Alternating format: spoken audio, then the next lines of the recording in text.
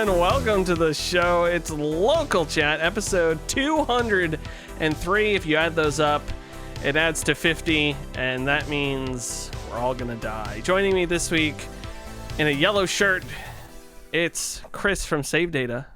You've done 203 of these? I know, it's quite awful. That's crazy. Hey, excuse me. Back to the topic we were just talking about. How many fucking Ace Attorney episodes have y'all done? I don't fucking care. I was only on 3 of them. It's got to be above 200 by now, right? Yeah, it is. Yeah, because you guys are doing dozens per game, and are you guys doing all the games? Wild. Yes, they are doing all the games. Also, Terrence V and Gibson, very inquisitive about the Ace Attorney streams. Will he ever watch one? Find out tonight at 11. First, Ian will watch one or they'll run out of games. Definitely the second. Yeah, definitely the second one. It's the new year. 2025 is here. And with that comes all the things that you would like in life. Land the plane. Land the plane. And you can do it, Captain. didn't go to pilot school. Speaking of New Year's resolutions, my monitor's about 2560 by 1440. What about you fellas? 4K, baby. I am still running a 1680 by 1050 monitor that I believe is at least 10 years old. But you know what? It works. So. I'm on a 1440 over here, so. Damn. I think my extra wide monitor that I've had for a couple years, I think it's destroying everything. And I think it's the root of all my problems. Because like video sometimes card problems. Sometimes all the monitors turn off and I have to replug them all in, and just the other day my what's it called? UPS went off and the top monitor flickered and then we get a weird buzzing noise. So yeah, that could cause it because, if one monitor has detection issues, it'll cause the whole graphics card driver to just be like, I don't know what's going on. Yeah, I never really considered it until I began to consider it today. So maybe that is a thing. Yeah. But actual New Year's resolutions, do we have any I assume these are, someone just wrote New Year's resolutions. I'm assuming video game related New Year's resolutions, or we could have generic to us. Generic. I've got 2. First one, I think I've talked about this before, but I don't watch enough movies, and it's because of analysis paralysis. Because every time I'm like, I should watch a movie, and then I'm like, which one should I watch? And then I'm like, well, should I watch this one? Should I watch that one? How much time do I have? And then before I know it, it's like 3 hours later. I've spent half of it on TikTok, and it's bedtime, and I'm like, fuck, didn't watch a movie. So this year, I'm shooting for watching 100 movies this year, which should be pretty easy. I mean, that's 2 a week. It's totally doable, and hopefully that will cure my analysis paralysis. And then my other one related to this is I want to read 26 books this year, because I am reading a lot. The problem is my reading is mostly bedtime, so it's like 30 minutes a day, and I'm trying to encourage myself to do daytime reading to get more books done, because my book backlog is like 150 books, and I'm like, I want to read all of these. What would you say you currently do in a year? Like last year, so just bedtime reading, what'd you do? Like, do you have a Goodreads or whatever equivalent? No, I have a Notion that I custom made, and what I need to do is I need to add a little automation logic to it. So when I mark something as read, it puts down the date. So I don't know how many I read last year, but I would guess it was probably about 25 to 30. Oh, okay. So part of it is, it's not that this is like a huge jump from what I'm currently doing. It's part of it's also just tracking what I'm currently doing. And then I think next year, I'm going to ramp it up from the number that I have this year, which again, shooting for 26 or more. And how many of those are going to be about Elon Musk and Tesla? Ooh, all of them. 0. I don't think I have any of those on the Dollop. Shout out to the Dollop. They did a great 2 or 3 part episode on Elon Musk, and that's all I need. You and Zach both love the Dollop. Yeah, I got him hooked onto it. Well, I don't know if he's hooked onto it, but I got him into it. No, he's hooked on it. Really good. Sour cream? It's great. It's like the perfect balance between entertaining and very informative. Oh, good. It's great. Highly recommend that podcast. Speaking of movies, I've been thinking of doing the same thing as you, Ian, because I was just looking through like the top 250 on Letterboxd, and I was like, I should watch through like a bunch of like critically acclaimed films that I've never seen. Yeah. I did just check. Surprisingly, I did watch 122 movies last year, which I think is a lot. That's solid, yeah. But I also have over a week. That's great. Yeah, it's like almost 3 a week. Yeah. Now with my VCR, I just put a movie. Like I watched Casablanca yesterday. I just like put movies on. Also, it's like this collector's edition VHS, and it's like sponsored by like some coffee company.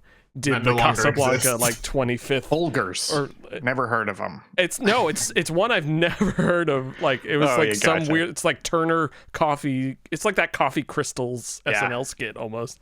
I was like, what? Speaking of movies in the background, I think part of the way I'm going to make this resolution work, I'm not going to do it deliberately, but if I start watching a movie and I watch a chunk of it and I turn it off, in my mind that counts as watching the movie. So I'll give you an example. I started watching Guardians of the Galaxy 3 the other day, and I made it 50 minutes in, and I was like, this movie's not working for me at all. Like, do not this. Do not want to keep going. Turning off a movie counts as watching the movie. Yeah, I exactly. stand by that. It depends how far you make it in. You got to make it like more than like 15, 20. I should say, totally agree. Yeah. Unless you're planning on finishing the movie. I mean, I think he would finish it if he was planning on finishing it. Exactly. Yeah. Like I had full intentions to watch that whole movie. I gave it a solid try at 50 minutes. And so part of it is I turned it off. I should get credit for watching the movie. And the other part of it is enabling myself to stop watching it. Because unlike games, it's kind of the opposite with me with books and movies and TV shows, where I have this sick need to finish something, even if I'm hating it. And part of it is enabling myself to be like, you know what? I am going to stop watching Ted Lasso in season 3 because I have not enjoyed it the entire time and I don't need to finish this series. You didn't enjoy season 3 or did you enjoy season 1 and 2? Season 1 was tolerable. Season 2 got worse. And season 3, like 3 episodes in, I was like, why the fuck am I watching this? Like, it's just not working at all anymore. I mean, I agree. Season 3 sucks, but Ted Lasso season 1. I think I saw somebody say this on Twitter and it's perfect. Ted Lasso season 1, Ted Lasso entirely is just Peppa Pig for adults, for American adults, because it really is. It's just like, oh, aren't the British so cute? Oh, let's talk about our feelings at a surface level. Hey, and it's like, also Bluey, idiot. That's true. That's true. Peppa Pig and Bluey. Yeah. They're even blue Peppa Pig and did dogs. Yeah. So anyway, sorry, I don't mean to go on a tangent and just shotgun blast all these content it's just properties. I feel like I start a lot of movies and then I come back to finish them later. But also, you're talking about like newer movies. Like there's plenty of movies I don't count on Letterboxd when I watch like half of it and then I never get back to it. Like I've had Django Unchained sitting at halfway through that movie for about 6 months because and I've seen it a million times, but I watched half of it. Yeah. I was like, what a crazy movie to stop in the middle. I rarely stop movies. I stopped. I watched Ghost in the Shell for the first time this week. Which one? The original, 1995. Okay, yeah. I watched it on the 29th. It's good. It's a little weird, but it's good. It's fucking fantastic. Is what it is. It is a great film. I wouldn't say fantastic because it suffers from a lot of anime suffer from this where they're like, plot, we're just gonna have things happen and we're not gonna do a good job of necessarily stringing things together. That's true, but I at least pieced a lot of it I think with Ghost in the Shell it works because it is at the end of the day a like cyberpunk basically crime drama. So like the action being that like we have to go do a big gunfight is fine because it's an action movie at the end of the day. Yes. Yeah. I need to rewatch Akira, but I might like it more than I like Akira. I mean, Akira again is good. It has some plot wonkiness, but I gifted this for your birthday. I highly recommend the Akira manga series because it has so much more world building and story depth behind it, and it makes you appreciate the movie more. Because if you just watch the movie, you're like, okay, it seems like a bare bones story in a way, and it looks pretty, and it's working. But the manga just fleshes it out so much more. It's really cool. Yeah. I think the main thing about Akira the film is that like it's so fucking impressive what they managed to pull off in that like segment. You should watch Dreams or Visions. I'll find like Memories. Memories, yes. Yeah. Because that game that's coming out with the big gun, I forget what it's called. It's got a stupid ass name. Call of Duty. No. The one with it's like a Big gun. ridiculous name, and it's like PVKK or something like that. It's like Planetary Vulcan Cannon Colossus. Oh, or the German one. Memories is the one about the giant cannon and the society built around it, right? That's one of them. It's like 4 or 3 small films. So this is on my that list. game is based off of that. Memories popped off on TikTok recently. Yes. One of those shitty videos where it's an AI guy being like, "This is a society that lives around a gun, and everybody learns how to do the gun." You're like, "Okay, I hate this video, but this movie looks awesome." Memories is awesome. It's one of the few of those like Paris I Love Yous or those like little anthology movies where it's like I actually want all 3 of these to be bigger movies because they're fucking awesome. The one about the spaceship, it's just kind of like Alien with holographic ghosts. It's fucking awesome. I'm excited to watch it. It's on my list. I've been watching. I downloaded a bunch of animes off of archive.org, and then I realized Amazon Prime has just a shit ton of like 80s and 90s anime films. Yeah, because it's cheap. I've just been like highlighting them because I'm like, Karen, do you want to see these? She's like, no, not really, but if they're on, I'll watch them. So at like 4:30, 5 o'clock, I start a movie. So when she gets home, we can just like finish it, and it's like cool action scenes and stuff. You can ignore her, and I can ignore her. But the one I will recommend that I watched earlier this year is Jinro: The Wolf Brigade. That movie is like has a fantastic plot of like it's Ian. You'll love this because it's like it's the secret police versus like the CIA versus the like national army. And it's like the 3 of them while there are also a rebel faction doing shit. And it's just like politics between them and like one soldier. And it's very good. The other 2 movies in that series are live action. But apparently they're like cheap live action. And it's just like shots of that suit and stuff. But I haven't seen anything about them. I just know that love cheap live action. I do. I just know the director of Ghost in the Shell also directed one of the Jinro Wolf movies, so I've been watching more of those. I want to read getting back to resolutions, I want to read 20 books next year, or that's at least my minimum. I read 19 last year. I stuffed in a Cormac McCarthy before the end of the year, All the Pretty Horses, which was quite good. One of my favorites, actually. And now that I'm reading a normal book again, I think all words are dialogue because I'm used to not reading quotation marks from Cormac McCarthy. So now I'll be in the middle of a paragraph. I'm like, why is this character saying this? And I'm like, oh, he's not. It's regular text. Ian, you'll love and hate this. I started reading the new one of the Brandon Sanderson, The Way of Kings. Is that what it is?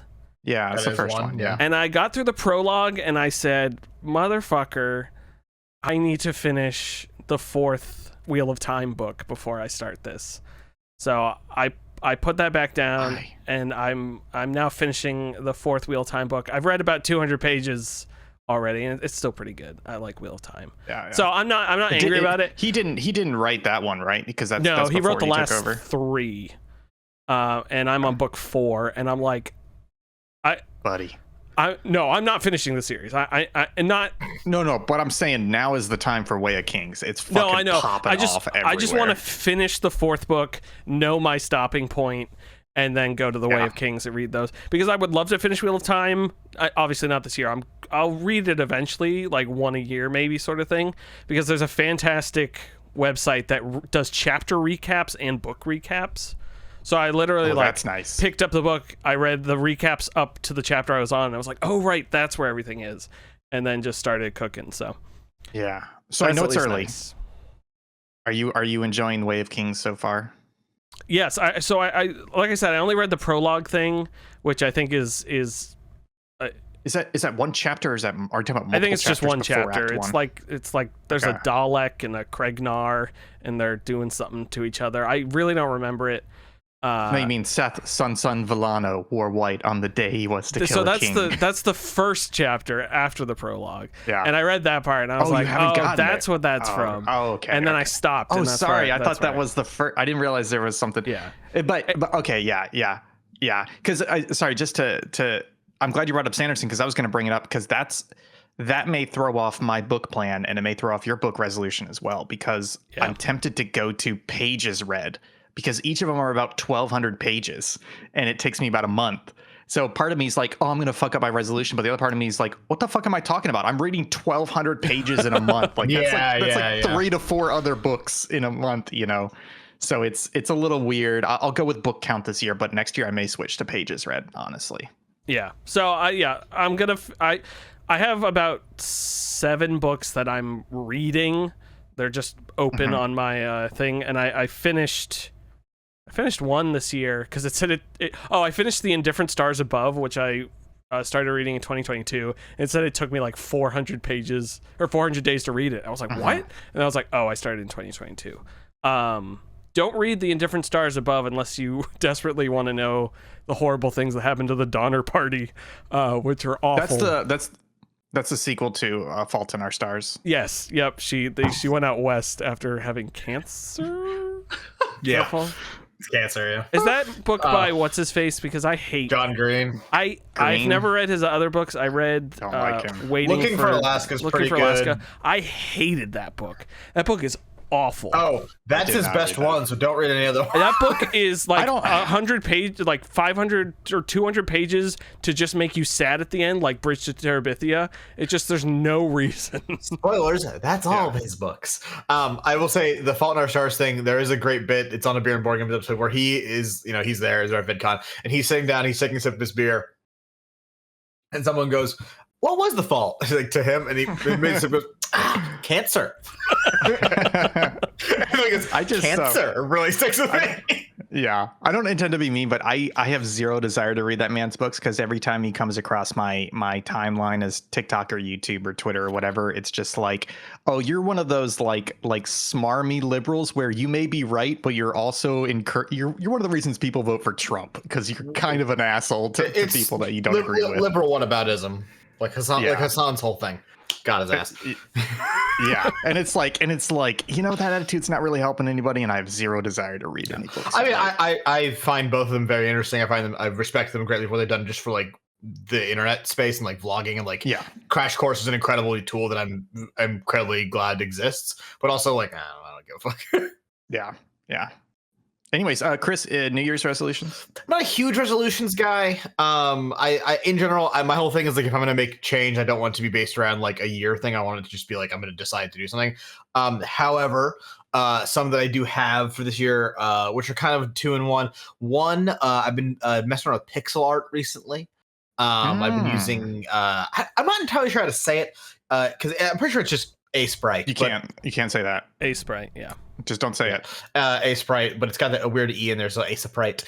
That's just it's just I have always wanted to be able to create like visual art outside of like editing or whatever the fuck. But I flat out for the life of me just don't have like the fucking hand-eye coordination to draw or paint or whatever. I've tried hundreds, if not thousands, of times. Like I've read books, done courses, all that shit. Just don't work for me. Whereas this is a lot more, I don't know, tactile for me because it's individual pixels. And at the end of the day, like, and if say something is 64 by 128 grid, you only end up using like, I don't know, 400 of those pixels. Yeah. How's are you dithering? I am dithering. You are dithering. I only ask because I don't know, and not that this is something I tell people, but I used to do a lot of pixel art. After college, not very good pixel art. I've known you for half a decade. You've never mentioned it. No, I have a portfolio of pixel art. But you made me Google it because I have my receipt for Aseprite 1.x that I bought in 2014. Damn, dog. And I think I still have the original installers. But when I have to click on a view product, but it still sends me to the same exact thing every time. If it helps like you, we're only on 1.3.9. So yeah, I was gonna ask what they were at. So, and I've also been reading. It took 10 years. Yeah, I know. I'm also reading Pixel Logic, a visual guide to pixel art by Michael Azzi. It's free. It's on archive.org. It's a great fucking read. Just about if you're curious just about like the history of pixel art, fucking fascinating. Yeah, it's neat. I had the same feelings as you, Chris. Is like I want to express art and do stuff. I don't have like paints and canvas and everything. I like pixels. Let me try pixel art, and it's pretty fun. I think the simplicity of it makes it a lot more attainable for a lot of people. Like I was saying, like at the end of the day, it's only so many pixels, and like there's only so much you can really fuck up, frankly. Yeah, and you can make and the difference between really good pixel art and really bad pixel art, like there's not really bad pixel art, it's just more simplified pixel art, and you can just make it more detailed. So yeah, it looks good. I'm happy and for it. I can't wait to see your cool art. My other sub goal is like sort of part of that is to spend more time on my own creative endeavors as opposed to the ones I do both for work. And then Vic will tell you I'm the worst about saying I'll be on that stream when I absolutely should not be for my own time and bandwidth. So yeah, that's really it. I also need to read more. I read like 2 books last year. But you already do a lot of creative stuff. I mean, you guys do how many Ace Attorney streams per year? And all those would you rathers you think up, those are good too. No, I need more time to work on the would you rathers, Will. That's the point. Speaking of shit. All right, you guys want have I asked about how much poop? I think so. I don't think so. That's the poop how much poop to cover an F-150? I swear you asked that before. All right, that's fine. I won't that. At least I've heard it. I think Ian might like this one. This is called The Coma. Someone you know well, close friend level. So think of like Jake or Kyle or Will. Maybe you hate them. I don't know. Wakes up from a 10-year coma. You are the only person in the hospital room at the time, and they asked you what they missed while they were out. What singular true thing do you tell them to fuck with them the hardest? Hard mode is no Donald Trump. Facts. Fuck, I was literally about to say I would look them in the eye, I'd get a little bit wistful, and I'd say, we made America great again. Donald Trump was president twice. Do you remember The Apprentice? You remember the Trump steaks guy? At the Sharper Image. I would say, Jake, third plane has hit the towers. Wait, but that didn't happen. Yeah, it has to be a true thing. No, you said I have to fuck with them. What's the thing I would say to fuck true with thing them? to fuck with them? What true thing would you fuck with them with? Like, what would blow their mind the most? Then Donald Trump. He said he can't do Donald Trump. That's just hard mode. If Ian's a little bitch baby who plays on easy, that's fine. No, it's just that was the immediate answer, so I need some time to think. It's so obvious because like it's crazy that it happened twice. I was trying to think of saying like the Queen died. Like, is that funny? I mean, honestly, so I listened to an episode of This American Life recently. Mm-hmm. Congrats. And I'll take you on a little trip because this is how the episode framed it. They were like, it was about this guy and he's in his 30s and he's like, he had a friend from high school who was always really smart and he saw him every couple of years. And a couple of years ago, he ran into him at a wedding and the guy was like, hey, I have something I have to show you. And he took him into a back room and he pulled his work laptop out of a bag and he opened it up and it was an early version that nobody had ever seen of ChatGPT.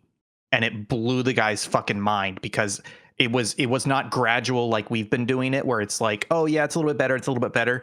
It was just like immediately good because it was also like a backdoor copy. It had no restrictions on it. So as much as people love to hate AI, I feel like if you took somebody who was in a coma for 10 years and showed them like, no, check this out. This is ChatGPT. You can ask it anything, like write a poem about iced tea in the style of Tennyson. And it just fucking does it. Like that's legitimately mind blowing. And all the image generation. I think we've kind of had a boiling frog syndrome where we've gotten used to it because it was shitty at first and it's slowly gotten better. I think if somebody was in a coma and you immediately showed them what it's capable of nowadays, that's a their good mind point. would be blown. Just pop up mid-journey and generate something crazy. Yeah, exactly. Yeah. Big, beautiful breasted babes. I would show them how woke society has gotten by making female main characters ugly. 10 years is tough though because that's 2014, 2015. It isn't that long ago in the grand scheme of things. It's not that long ago. Because I was going to say something like graphics. Like I would show him Madden and be like, this is not a real football game. It's a video game. But they looked pretty much that good in 2014, 2015. It was just 1080p instead of 4K, So there's areas where things have not jumped that much, honestly. A couple good. Go ahead. I was going to say I would show them fuck. Take your time. What's I would tell them The Winds of Winter still isn't out something like Yes. that. Actually, Now you're getting that's it. a good Now one. you're getting it. So here's some of my favorites. Kingdom Hearts 3 came out and was terrible. We still don't have more Half-Life. What was it? Oh, we had an entire Star Wars trilogy that everyone hated. Yep. Again. Yeah, and Again.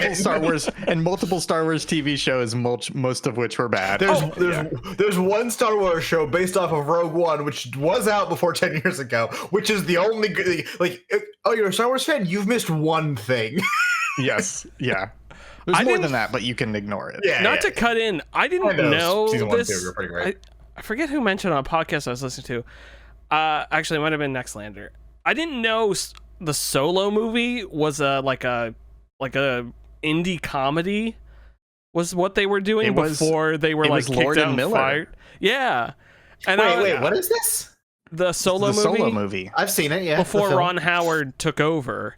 It was like They got like halfway through production, I believe, yeah. with Lord and Miller, and then they got in a disagreement about tone, and I don't know if they were fired or if they left, and then Ron Howard had to come in and finish it off. Yeah, I guess I knew Well, about the it was Lord a- and it Miller was a- thing, but It I was didn't a comedy know. about Han Solo? Yeah, it was more of a comedy than what it ended up being. Yeah, it had more of a comedic tone, you know. That's Probably I like kinda- Guardians of the Galaxy, maybe. I would kind of like to see that. yeah, and I was like, mean, oh, and that they would've would been make great. it work too. Like those are the two people who would make it work. Yeah. I just thought that was interesting. I can't tell if, based on the description, if I would like that or not, but I would like to see it. It'd Yes, be more it'd be better interesting than than the what we generic- got. Exactly. God, Yeah, the fucking generic schlop. Amelia Clark in that is like literally. I've never seen an actor try less hard in a role. It's fucking God. ridiculous. Her eyebrows were on. They Point. got bonus money because for how much they acted I've never, because like Will and I saw Rise of Skywalker together. together at the New York which was premiere. New York premiere, which is the only fun way to see the movie because we were both just like, this is fucking terrible. After I saw Solo, I saw somebody in the back after like the spoilers for Solo. I don't give a fuck. After the Darth Maul reveal at the end, I heard one guy stand up in the back go, "Okay, that was terrible." my favorite thing Shout about out Rise of that guy. Skywalker is when Ben and what's her face kissed. The audience actively revolted against that Yes, film. yes. It was so good. Audible, loud boos in the theater, except one person who Yeah. was like, "Yay!" Or when Rey kills Chewbacca and everybody's just like, what the I remember when fuck? Palpatine was and like, then "You're for my him to grand." immediately cut away. Oh my god! When Palpatine Insane. reveals the like parentage thing, I leaned forward to look at Chris, and Chris leaned forward, and I just went like this. It was so stupid. Yeah. I had friend of the site, Jimmy, with me, and he had already seen it. And so during all these pivotal bullshit moments, he was just looking at me, like waiting for my reaction. I was like, You don't Oh, that's what I would do actually. The person out of the coma, I would explain to them Palpatine has a knife. Palpatine has returned. A several millennia-year-old Sith knife that has a dumb little thing that you pull out, And he's then holding the Death Star. his Force Ghost is holding the Death Star in place so that it perfectly lines up if you're standing on this specific Yeah. cliff. And C-3PO Jesus. somehow can't speak Sith for some reason. But Babu Freak's there, and everybody loves that guy. You know, Babu Freak was great. That was He was the only honestly great the best part of part. the movie. He was the best adorable alien they did. I mean, just prior to Grogu in a long ass fucking Yeah. time. Because It's even called the Grogu by Pog his real sucked. name. Yeah. Sorry, Baby Yoda's. I've had Baby Yoda twice in my crossword puzzle, last year's crossword puzzle. I was like, in the New York my Times? goodness. Yeah, I have the daily. Yeah. It's very good. Well, that's it for chit chat. I think that's enough chit chat. It's been 29 minutes. That's a lot of chitting and Yeah, chatting. let's get out of And here. there ain't Thanks, much news. thanks everybody. So. Thanks. Have a great Yeah. one. See you later. Video games, folks. I have discovered the 10th drug. It is called Captain of Industry. Every time Careful, I Will. look at my thing, Will's playing Captain of Industry. I saw it the other day right before we were on a meeting, and I was like, oh, is Will on? And I looked at him, he was playing that, and as soon as he hopped on, I was like, Will, what's Captain of Industry? What is that game you're playing? And he's like, what did you say? You said something like, I cannot get you hooked on this. I can't get you addicted to crack right now. And I was like, okay, I'll respect that. I'm gonna abstain for now. Tell me about Captain of Industry. This does look good, because I was with Will last time when he explained it, and I didn't get to see it, but oh mama. It is Factorio, not Factorio Light, but it is more simplified Factorio in a growth sort of way. So you are you're on a ship. I don't know if you are some sort of militia or something happened to the world, or you're some sort of cult, but you've landed at this island. You have cargo containers as your houses. You have a boat. You have all these excavators and trucks, and it's like, hey, start producing food, start mining ore, start digging up coal, start chopping wood, and start doing shit. And the thing I sort of like about it is, while Factorio and Satisfactory is like the factory must grow, adding to the factory, this is more like you're just adding new things to your island, and you're not running back to your steel mill or iron mill being like, I need to add 4 more iron things. Like, you are producing tons of iron plates. I'm like 10 hours into the game, and I haven't really had to adjust my iron plate output. It's just like newer recipes that sort of get built up. So anyways, you're on this island. You get your food set up. You get your ironwork set up. You're making plates, and then you're using those plates to make more stuff. You're making construction parts so you can build more buildings.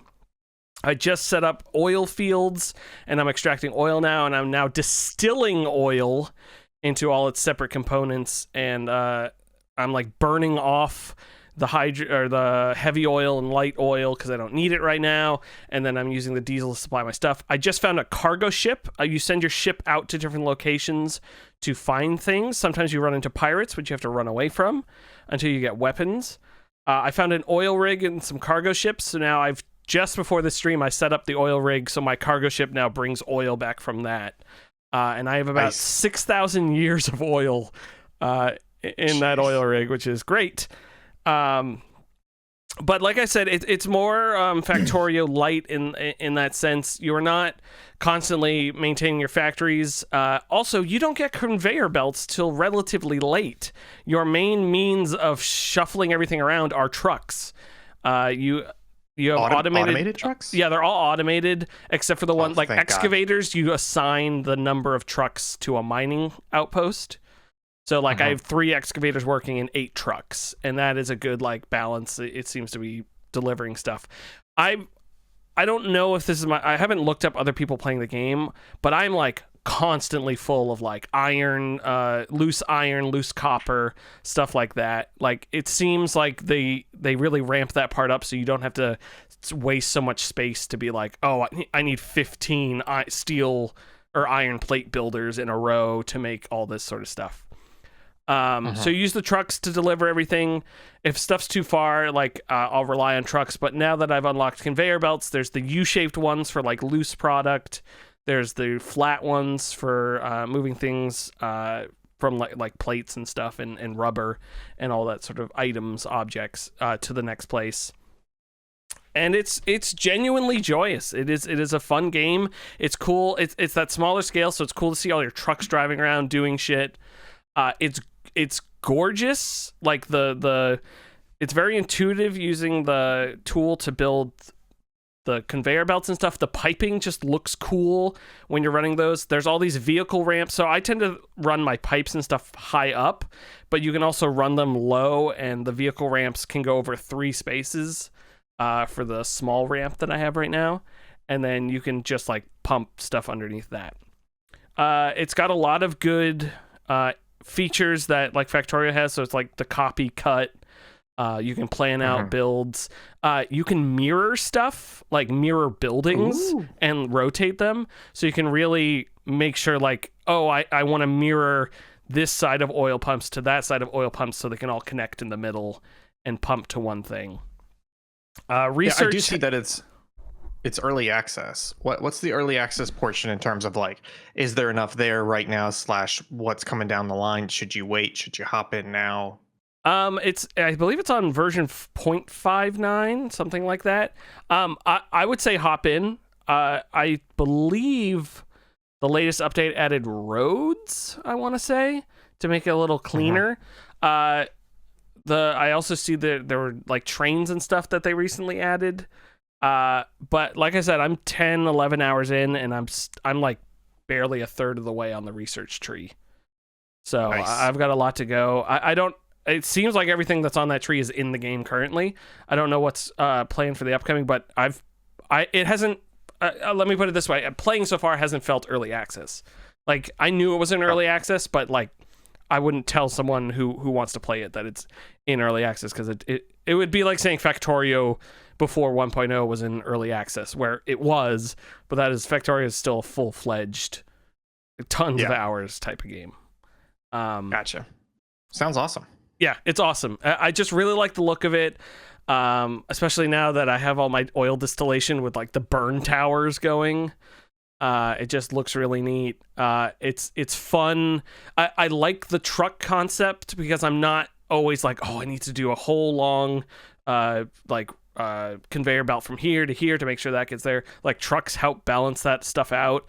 I got power up and running, which are like you do boilers into turbines into compressors into turbines, and then you can put in flywheels to like compensate for leftover energy, which I guess is what they do in real life.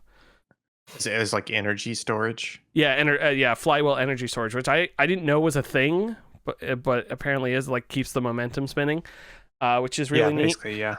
And yeah, like there is slight like pollution and shit like that. All the stuff you're digging up has to be dumped somewhere. You're telling me this game's woke? So I'm literally like building the island out on one end, because I set all my trucks to dump over there. So they're just dumping like waste and dirt and rocks, like and city shit. skylines. It's so great. There will be a part of my map that is the sewage treatment plant, and then there's like it. Yeah. there's dumps, water dumping. Oh, and also for the excavating, you put the tower down, you define the area, and then you tell them how to mine stuff. So I like at first had just shot it straight in, and it was like not really working out. But now I've turned my coal into like a coal pit. So I have them do a layer, and then I like adjust where I want my ramps to be, and I like move it down layer by layer as they slowly dig out. And because you have to make sure the trucks can get out of the terrain. And the nice thing is all the trucks you can immediately dismantle. You can have them quote unquote towed back to the vehicle depot if they're stuck somewhere. And all this other stuff. So and I'm also flattening out a big area. So the sort of, I don't know, it has such a tactile feel that I feel like other games lack in terms of like making the island yours, that I feel like even in Factorio you have to wait to get dynamite to blow up things, or in Satisfactory you weren't really shaping the landscape as much. So this feels cool. And there's not many of these factory games that are in the like excavator era, you know, and so I find that very fun. So Captain Industry, I bought it on sale. I forget what for. I will shout out a YouTuber whose name I don't know, but it's some guy who does every time there's a sale, he does like the top strategy games that are on sale right now, and I watch those every single time. And this was in there, as well as another game I bought, Mech Engineer, which I have not tackled yet. But yeah, Captain Industry, it's on Steam. Highly recommend it.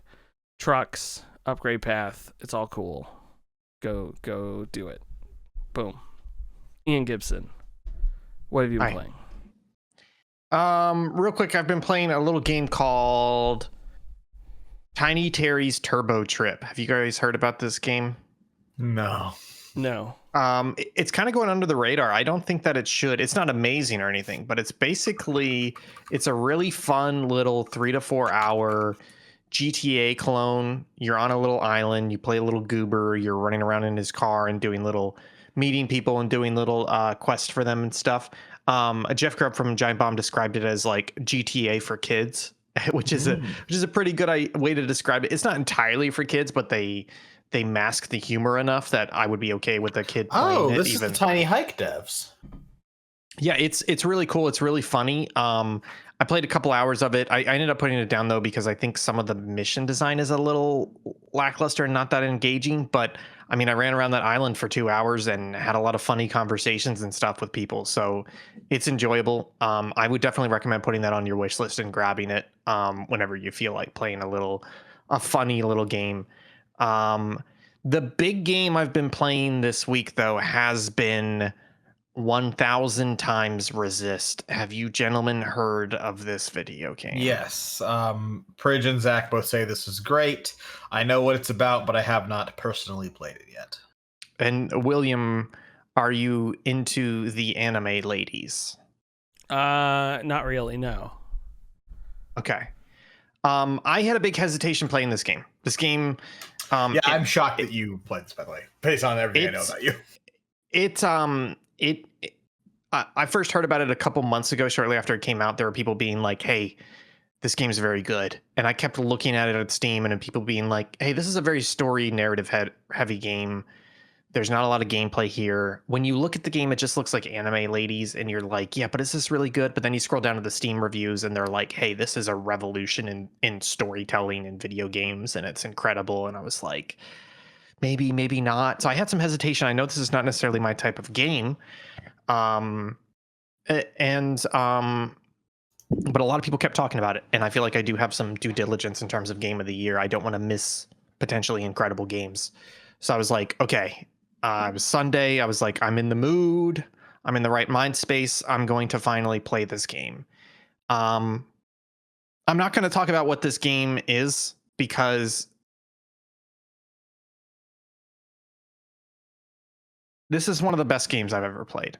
Wow. It's fucking incredible.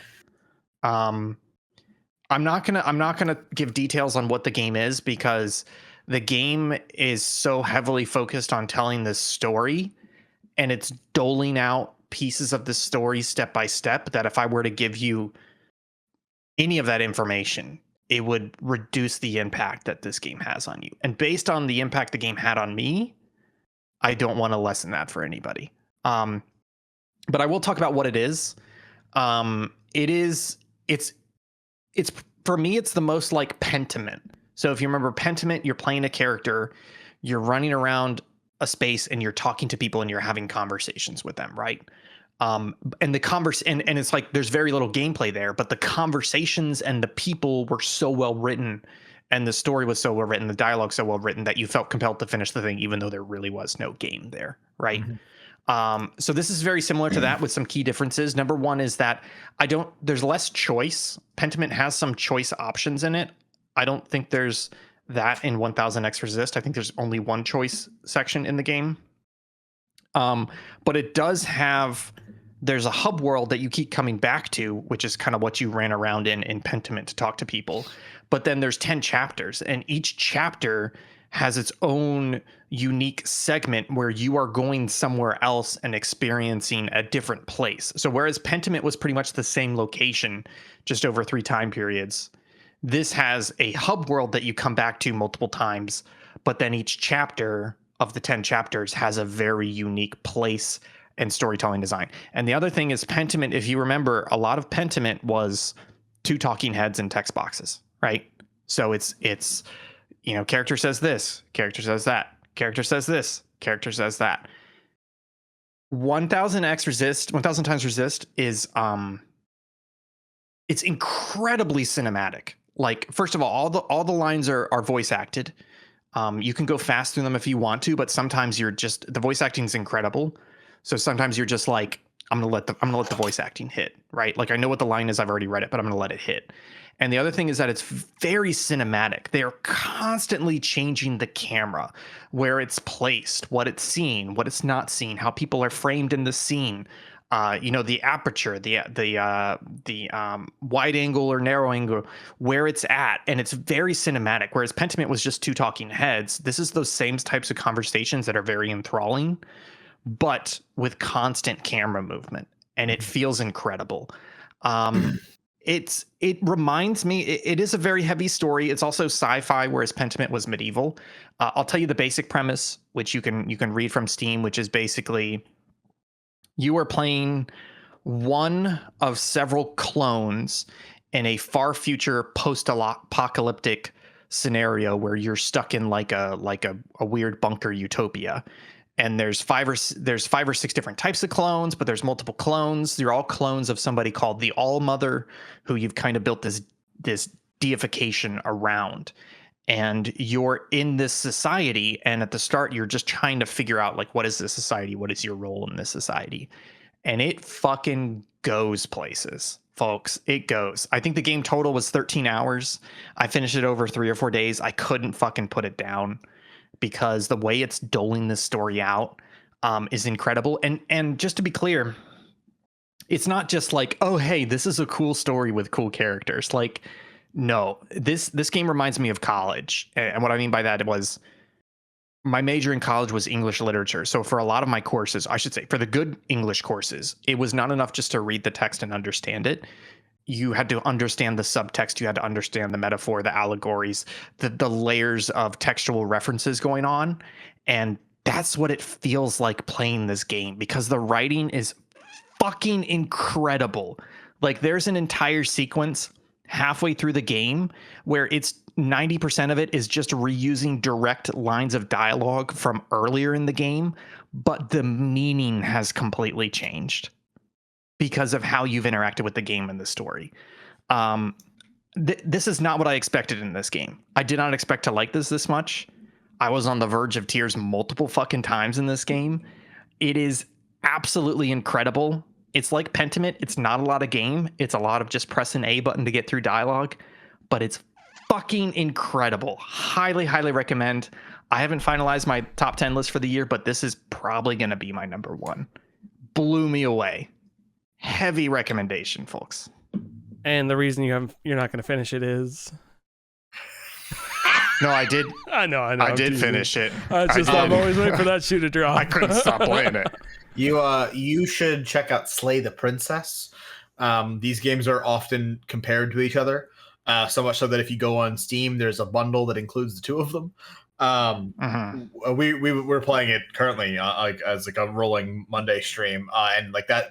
People's recommendation of 1000 Echo Resist off of that is what made Persian Zach go play it. Gotcha. And a similar game where like the writing is just like fucking flabbergasting. I made the point on the last Monday stream where I was like, games usually aren't written this good, so much so Definitely that not. it, to the point makes me feel like this is almost like a waste of writing talent. Not that games can't be written good. No, but I get like, that. I for get fuck's that. sake.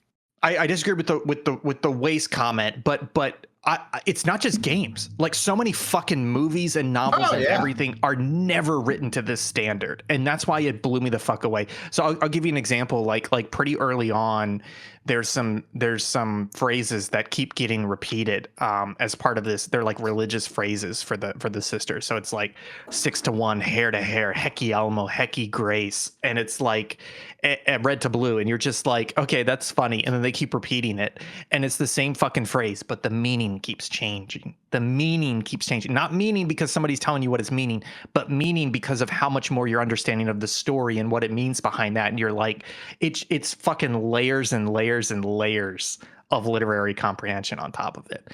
And you're right. It fucking blew me away. I'm like, it doesn't, regardless of the fucking medium, this is some of the best writing I've ever seen. It's amazing. Yeah, you should check out Slay the Princess. It's all dialogue, so there's a lot of like very interesting like I don't want to spoil anything. There's some horror elements. It's great. Go play it. Gotcha. I'll put it on my list. Yeah. Boom. We'll see. Yeah, that's what I've been playing. And also a fucking 5-hour stream of Sea Power. Thank you. Thank you, Will, for sticking out for that. You know, I was a little pissed.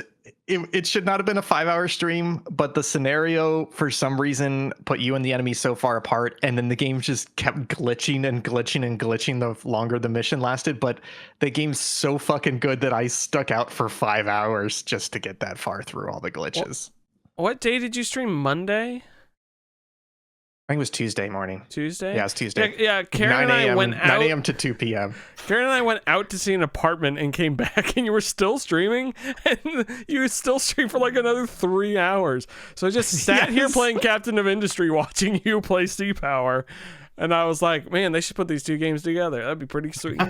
Captain of the Sea. Yeah. Captain of the Sea. Yeah, I think that really is just a testament to how compelling that game was, because to be clear, it was not 5 hours of action. It was an hour before I spotted the enemy ships. And then I think it was another 40 minutes before I shot down one of their helicopters. And then it was another hour and a half before I hit one of their ships. So, but for some reason, this game is like chess. It's so fucking riveting that even though it's not action packed, you're just like, I gotta sit here and watch this through. I gotta get this done.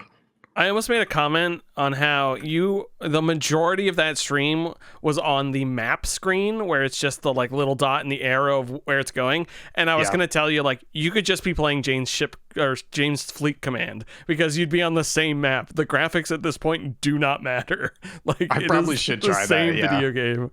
I should try that. I know. I really want to play Sea Power.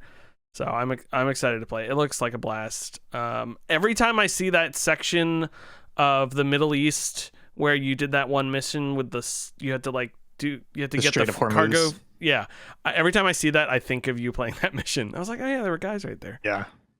So game's great. I think I'm like 30 plus hours into this early access game at this point that barely functions. Next time it's on sale, I'm gonna grab it. What's more Ian than that? Assuming it's a milsim.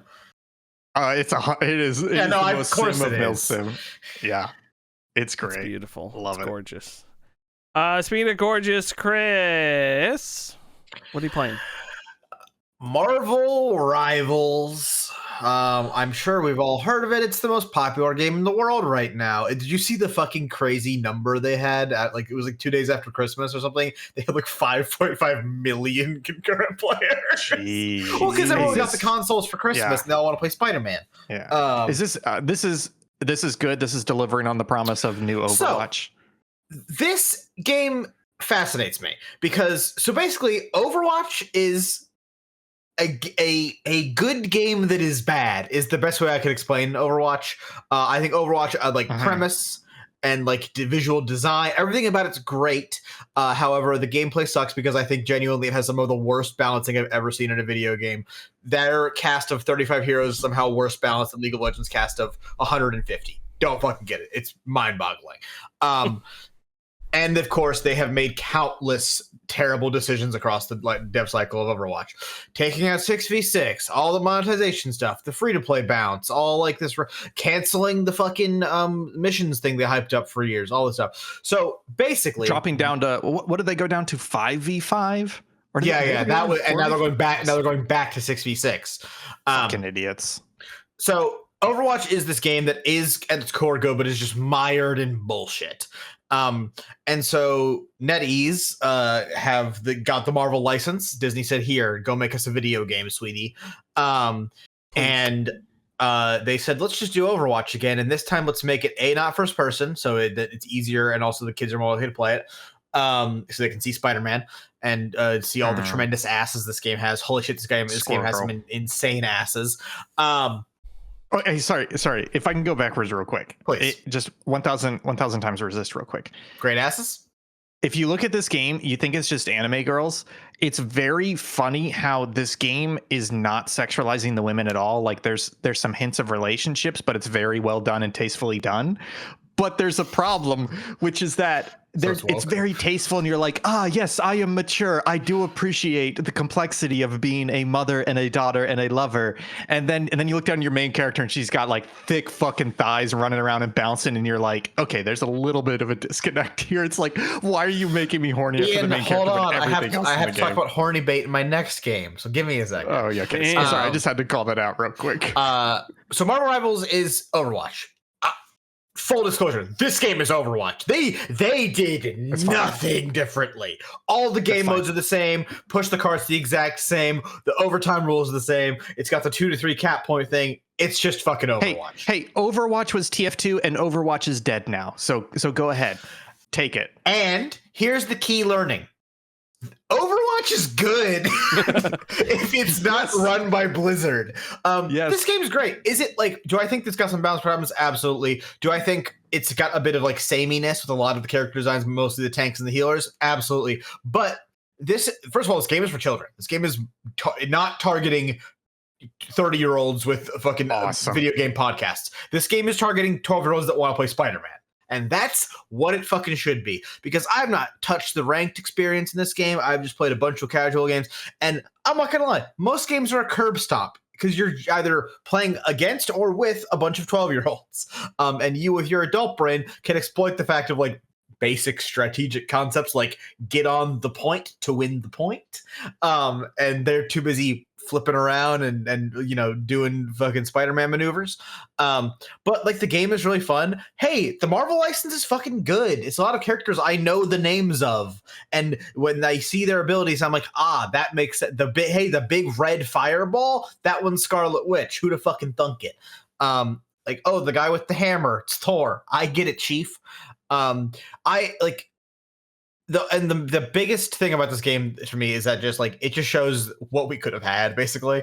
And like I genuinely think if Overwatch was not as successful but still so successful, like, you know, it took over the world for a year or so, and we got more games that competed with it. We got more like, we had the MOBA boom with like Dota League and all the other ones.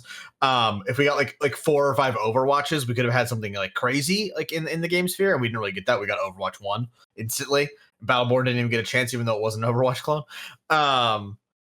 And like this game shows that later, like, you know, competition's good because this game is fucking better than Overwatch. Crazy. Yeah.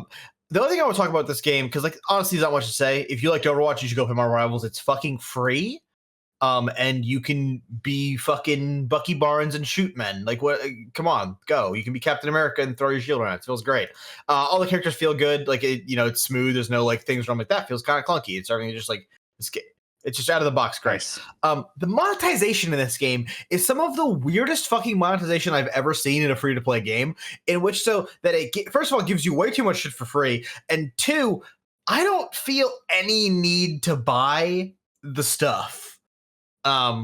This is NetEase, you said, right? This is NetEase, who know how to make fucking you know, because cosmetics and skins and shit like that.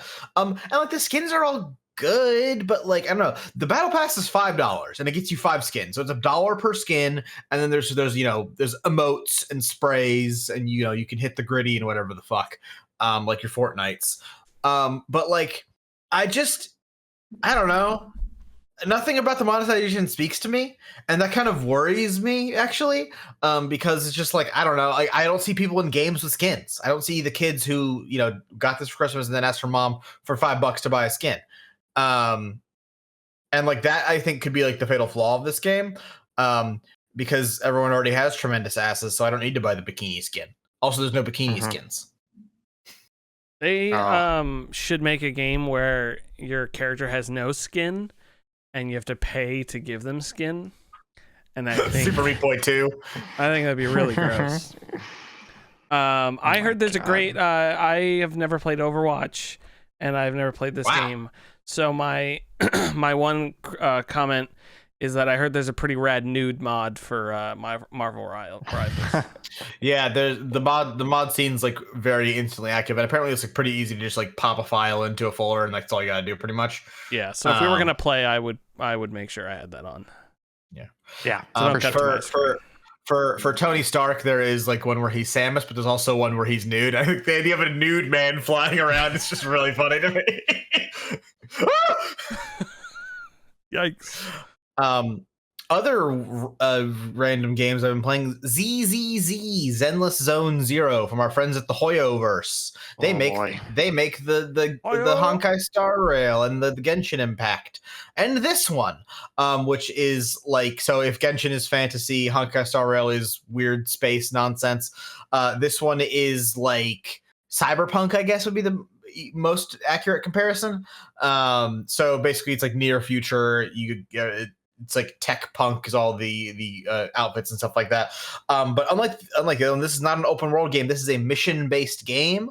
You have like a little hub town. You walk around it. It's like basically it's like 6 buildings, like your home building, the stores kind of thing, like the quest board area. And then you go into missions, which are in 2 to 3 categories. One, which is basically go into an area, find a thing, and get out. One is kill a bunch of dudes, and the third one's like a puzzle mini game, basically, where it's like you sort of like maneuver around a grid of TV screens, and it's like you have to figure out like the way to get to the end without running out of moves or locking yourself out. Which is for puzzles, fine, simple. First of all, this game of all of the I've played all of the MiHoYos, all the Hoyoverse games at least a little bit. I played like all of Genshin when it released, and then I fell off because I didn't give a fuck about it. My problem with that was that like I don't want, if I'm playing what's basically Breath of the Wild, I want to just have a character with abilities. I don't want to roulette and hope I get the character with the abilities that I want. Same thing with Honkai, which is a JRPG. It's like I don't want to hope I get the new class that it would fit well into my team comp. I want to just get that. This one is a spectacle fighter, so like a Bayonetta, a Devil May Cry, or what have you, in which you basically have the same principle. You have like a light, a heavy attack, and a special. And it's like if you do like light, heavy versus like light, special, it's a different combo. Like like Bayo or DMC. And for some reason, all these things combined make this one actually work for me. It's probably couples with the fact that like so far so there's it's chapters, how they call like their big releases, kind of like think of it like a big piece of a Destiny expansion would be like a chapter. There's 5 of them currently. I'm in chapter 2. I have been given approximately 150 free gacha pulls, and I have been satisfied with that. I haven't felt like I need to pull more dudes. Also, they give you 3 people off the bat, which are all very good, which is a godsend. Because I feel like a lot of times they give you trash off the start and tell you to get fucked. Yeah, I just picked this game up kind of on a whim. It looks great. Like the visual, this game is stylish as a motherfucker. When you like, so it's like the classic like DMC thing of like when you dodge, if you dodge the right time, you get like the slow-mo thing, and like it dips the screen to like a dark blue tone really fast, and like if you counter good, you get a big like. The game is stylish as fuck. The titties and asses in this game are out of control. Fucking crazy. I can't believe this shit's for kids. or marketed to kids or whatever the fuck. Yeah, I just, I'm not a big gacha person. But I think that this one for some reason makes it work. And like I wrote in the notes here, gacha the tangibility of the lottery.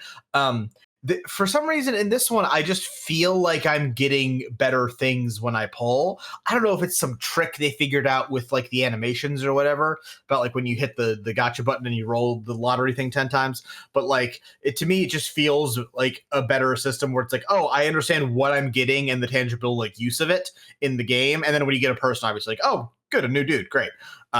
There's also, it has a bear who's in a full suit with a machine gun. How could you not like that? That's video games. His name is Ben, and I want him desperately. Apparently, is he like the bear from Danganronpa? No, he's like Kyle. No, he's like. This is the third game, right? Because it was like Genshin Impact. Then they had ones before that. They had like. But he was just describing. But I mean, the main ones. Were you paying attention? This is the third. No, the one right before Genshin, I forget what it's called. Is like that was the one that like blew them the fuck up, and then they got that's Genshin what they used to make the money. Sure, to make Genshin. I think that one was called like Honkai Impact, maybe actually. Honkai Impact. And that made them all the money, and then they made Genshin, which made them all the more money, and then they made Honkai, which I don't know that was super successful. Honkai. This one is apparently quite successful. It's super cool. I also think that like honestly, solidly decent world building. It's got like this like it's like we're clearly in some sort of like future where like a type of apocalypse made like the things collapse, but we just don't talk about that shit. Like the main characters own like a VHS videotape retro store, and then sometimes people will be like, "Yeah, when all my friends and family got murdered by the aliens, that sucked." Anyway, just be kind, rewind. Excuse me. Yeah. What are you playing on? Mostly phone, but I also have it on my computer. Gotcha. And the last thing I just want to talk about it because I know you boys appreciate it. Motherfucking Helldivers 2. Hell yeah. I hopped back in after the Game Awards new release of the thing with the zombie alien Illuminati or whatever they're called. Illuminate? Illuminate, thank you. And the cars and all that shit. Look, Helldivers is great. Like, I don't need to sell anyone on it, I don't think at this point, but it's just like I'm always joyed when I come back to a game and I haven't played it in 6 months or the fuck, and it's like I have not missed anything. Like, you just go in, you shoot some fucking dudes, and you get out, and it's just like freedom as fuck. You do some emotes, you hang out with some random goobers on the internet who are really excited to also be dispensing freedom at a rapid pace. And then that's it. Helldivers is good.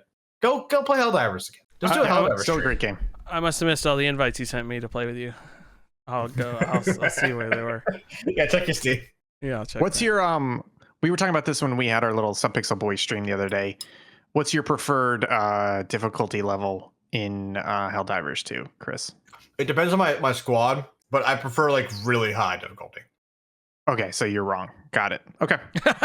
Yep. We were saying how much we like. I like there being enough lives so you can die and kill your friends without being like someone who's taking the game seriously, making them that upset. I think my biggest problem with the higher difficulties is that I want there to be a lot of enemies because I want it to feel like it's like a slog. And low difficulties don't really have that. But also, you're right that the higher difficulties do become too difficult, where all you're doing is getting flopped around. It's not fun.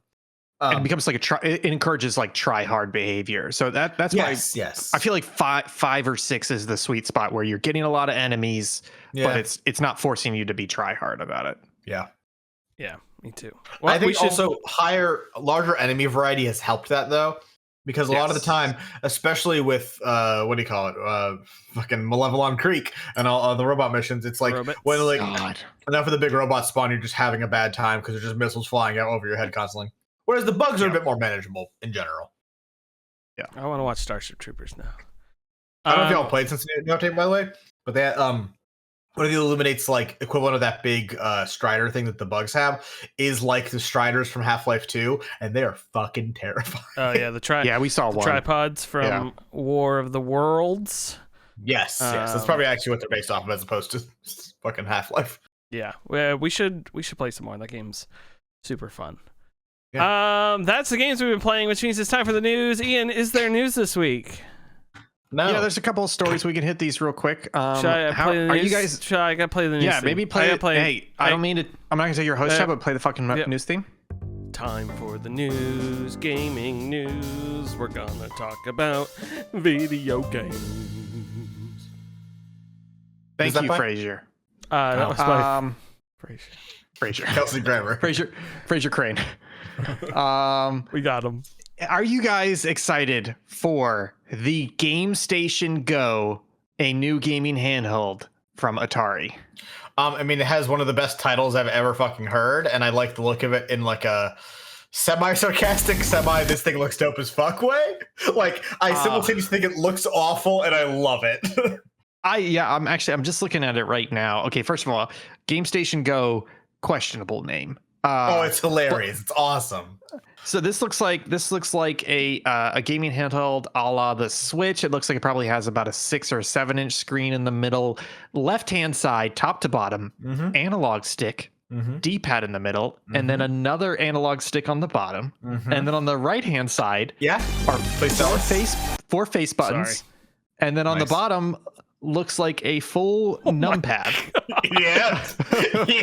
This motherfucker's got a 12-digit numpad, motherfucker. Yeah. So we don't have any details about this. Thinking? We don't have any details at all.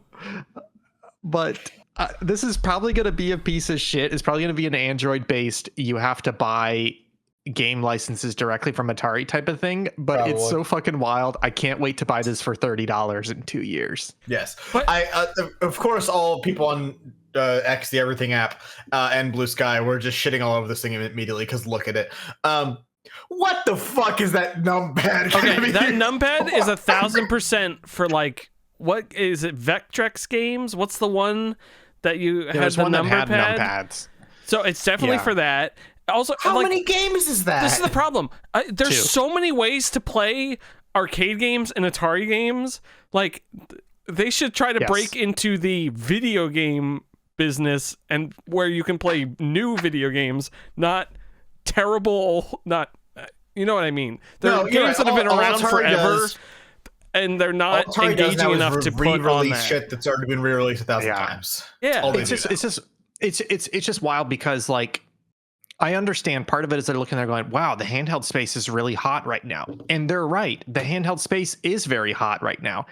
But there's only 3 winners. There's the Nintendo Switch, there's the Steam Deck, and there's the billions of Chinese handhelds that let you illegally emulate tens of thousands of video games. And if you're Atari, you can't compete with Nintendo Switch because you don't have Nintendo catalog. You can't compete with Steam Deck because you're not going to have the power and the Steam OS nativity. And you're definitely not going to be able to legally do all the shit that the Chinese handhelds are doing illegally. So it's wild for them to step into this space. I don't know what they're trying to do with this. Yeah, this Dumb. is. Yeah, it weren't they coming out with something else originally? Is this, or did that come out? No, I think that was ColecoVision. It was another company Oh, that was yeah. trying to come out with What's shit, the with one Tommy handheld Tallarico console. was trying to come out with? Is that the? I thought that was the ColecoVision. Maybe you're right. I think you're right. Yeah, no, that Yeah. is allegedly coming out still. It's not coming out, but it's allegedly coming Yeah. out still. Bring back the Ouya. This is going to be a lame example. This is going to be a lame answer, but what Atari back really the needs to be Ouya. doing with this, they need to be an IP holding company at this point, right? They need to be aggressively selling their IP into retro collections. They need to be selling it to studios that want to do reboots and remakes, and they need to be selling it to movie studios and TV studios who want to make TV properties and movie properties based off their historic IP, because they don't have good software now anymore. They don't have good hardware now anymore. All they have is nostalgia IP, and they need to be selling the shit out of it instead of trying to make hardware. Yeah, but They that need to make sucks. remakes of all of those games that allow you to play the original games inside the remakes, because Yes. that's cool and fun every time you find an arcade in a video game. Yeah. Anyways, that's the Game Station Go. We do have another little tidbit here. This is from Collider. They had an interview with Tim Miller and Dave Wilson from Secret Level, which was the Amazon Prime basically short movie anthology. Series. Yeah.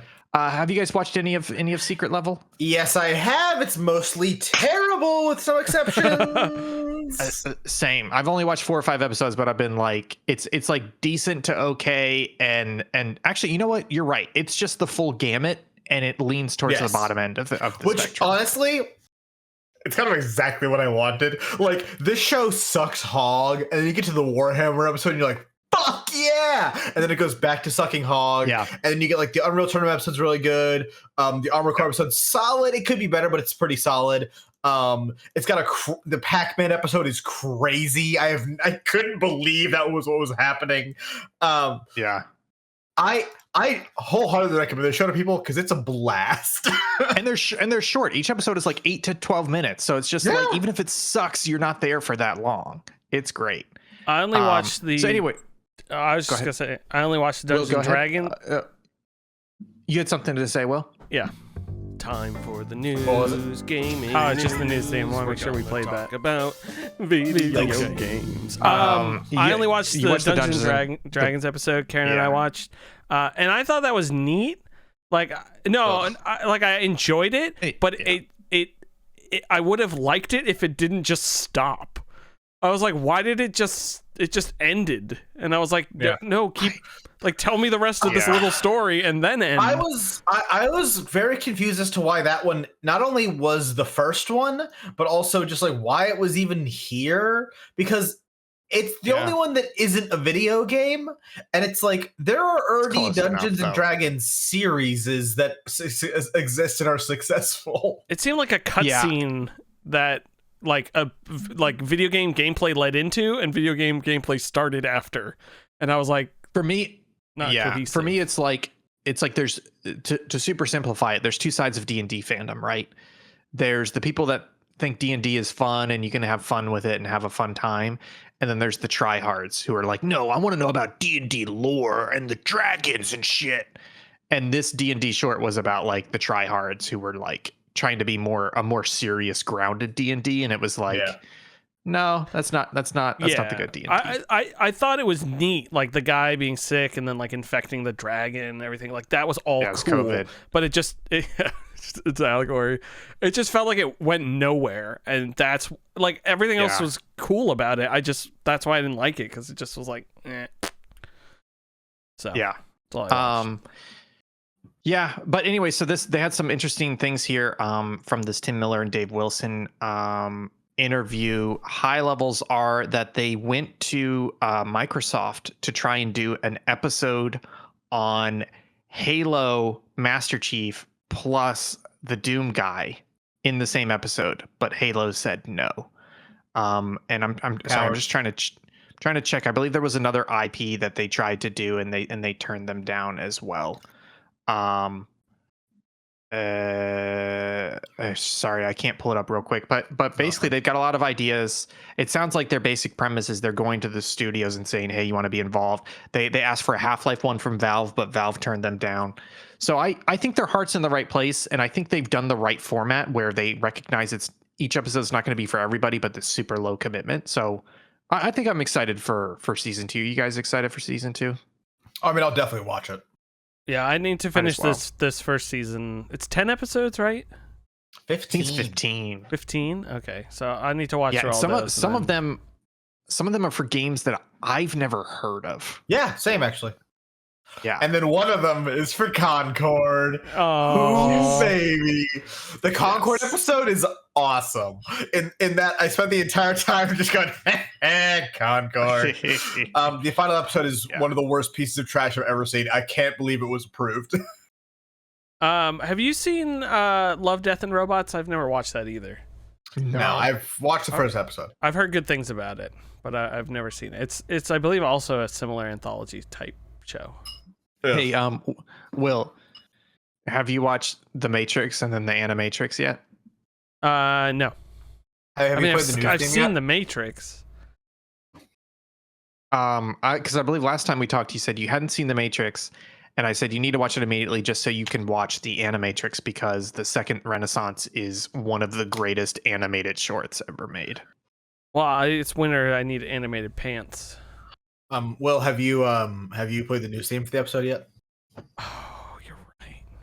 Time for the news, gaming news. We're gonna talk about video games.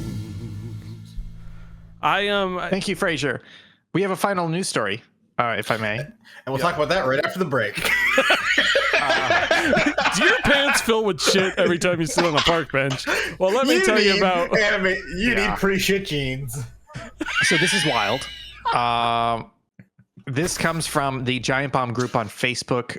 Somebody basically put out a PSA, and there's some tweets here from different people, but for whatever reason, there is a rash of Switch games being sold at retailers now, and when you buy the game, take it home and open it up, there's no cartridge in it. It's just googly eyes.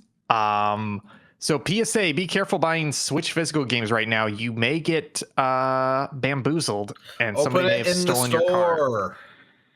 Yeah. So just heads up there. Kind of weird for somebody to be stealing Switch carts like out of the factory or in the distribution chain, re-shrink wrap it, and then swap it with googly eyes. It seems like a waste of time, frankly.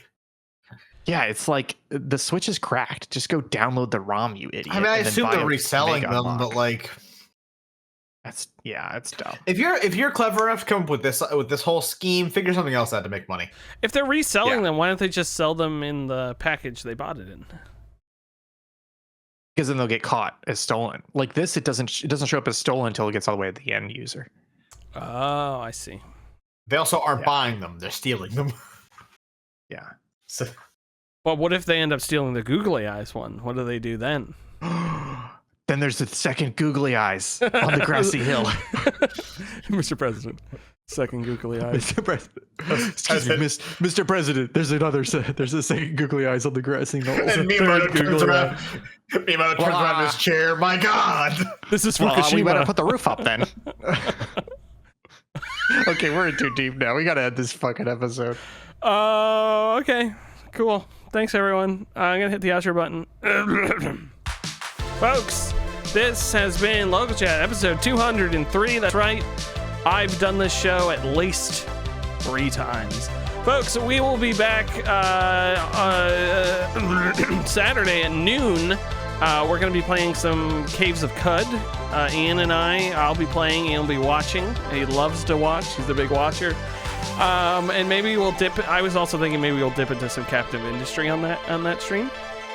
I can show off some of my baits, maybe. But who knows?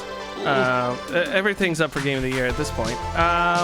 Next week we've got more Local Chat on Thursday. Other stuff, we'll have the schedule on Monday. Chris at Save Data Team, go check him out. They do Ace Attorney lawyer streams. They also do Ace Attorney cooking streams. They do Ace Attorney streams. So go check those out. They're really great. I love you all. See you next week. Kiss me. Mwah.